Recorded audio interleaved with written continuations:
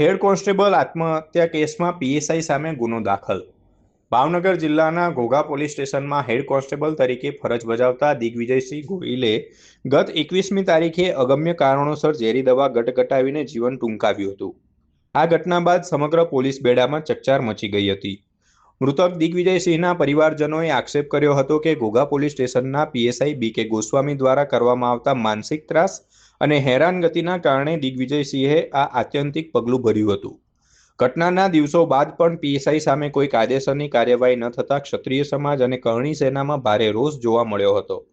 કરણી સેના દ્વારા તંત્રને 72 કલાકનું અલ્ટિમેટમ આપવામાં આવ્યું હતું કે જો સમયમર્યાદામાં ફરિયાદ નહીં નોંધવામાં આવે તો ઉગ્ર આંદોલન કરવામાં આવશે। આ દબાણ અને અલ્ટિમેટમની સમયમર્યાદા પૂર્ણ થાય તે પહેલાં જ પોલીસે પીએસઆઈ બીકે ગોસ્વામી વિરુદ્ધ આત્મહત્યાની દુષ્પ્રેરણા એટલે કે મરી જવા મજબૂર કરવા અંગેનો ગુનો દાખલ કર્યો છે। મૃતક દિગ્વિજયસિંહના પિતા કે જેઓ પોતે પણ નિવૃત્ત પોલીસકર્મી છે, તેમના દ્વારા આ ફરિયાદ નોંધાવવામાં આવી છે। તેમણે પોતાની ફરિયાદમાં પીએસઆઈ દ્વારા આપવામાં આવતા ત્રાસની વિગતો જણાવી ન્યાયની માંગ કરી છે। હાલ પોલીસ દ્વારા આ મામલે ઊંડાણપૂર્વક તપાસ હાથ ધરવામાં આવી છે।